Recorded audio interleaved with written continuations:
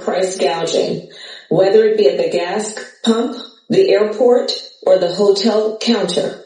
Know that we are monitoring these behaviors and the situation on the ground very closely, and anyone taking advantage of consumers will be held accountable. The bottom line is this hurricane poses an extreme danger, and we urge everyone in Florida to take extreme caution. And we are with you, and we will get through this together. And with that, I will hand it over to Homeland Security Advisor Liz Sherwood-Randall. Thank you, Madam Vice President. Mr. President, Madam Vice President, you will now receive a briefing on the latest forecast for Hurricane Milton and actions that we have taken to prepare for it and be ready to respond to it. You'll hear from Administrator of FEMA, Deanne Criswell, the Director of the National Hurricane Center, Mike Brennan, the Director of the National Weather Service, Ken Graham, Secretary of Homeland Security, Ali Mayorkas, and the Commandant of the Coast Guard, Admiral Linda Fagan. We'll begin the briefing with Administrator Criswell. Over to you, Deanne. Thank you, Liz. Mr. President, Madam Vice President, I just want to assure you we are taking this storm very seriously. As you will hear from Dr. Brennan shortly, Milton is currently a Category 4 storm and will remain a hurricane as it crosses over Florida.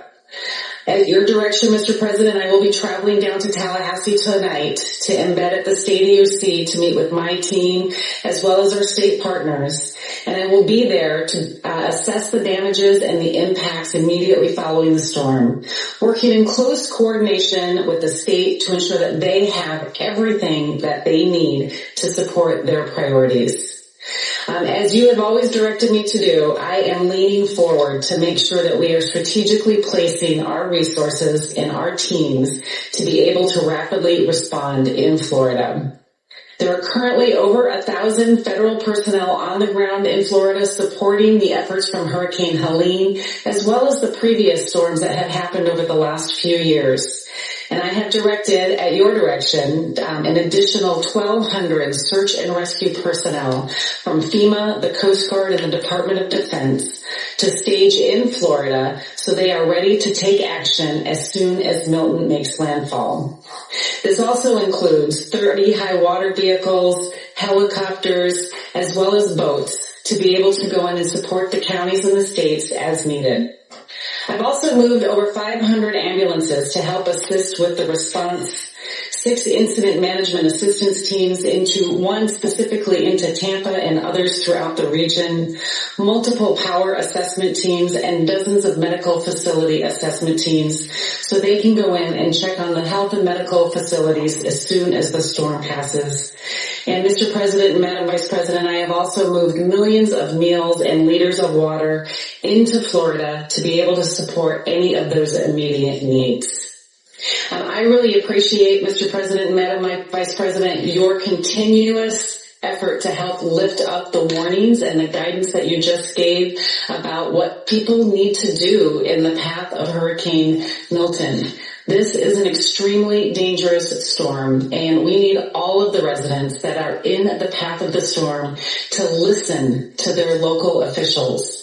They will tell you if there's still time to evacuate or what you need to do if you are still where you're at. They will give you the right information about what you need to do to protect yourself where you are at right now. Sometimes just traveling a few miles inland can mean the difference between life and death, and nobody has to lose their life as a result of this storm.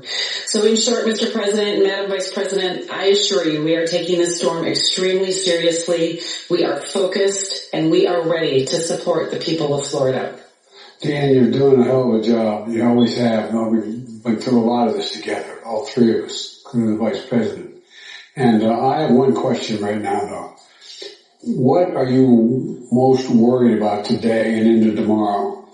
And what messaging can we do to help people in the hours before it makes landfall?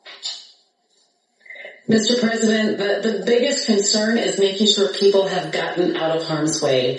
Over the next 24 hours, we are going to see significant winds. We are going to see storm surge. We are going to see flooding from the rain. People need to be able to take this storm seriously. They need to move if they still have time to move out of harm's way. And we are prepared to support Florida with additional search and rescue assets to help save lives. That's our immediate concern, Mr. President, is saving lives over the next 24 hours. Have you ever seen a storm like this one since you've been in charge? I think this is going to be one of the biggest ones that we have seen after it makes landfall. I mean, we saw a lot of impact from Hurricane Ian, but this one is different. This one just looks different, and I think we're going to have a lot of impacts and people that are going to need our help, sir.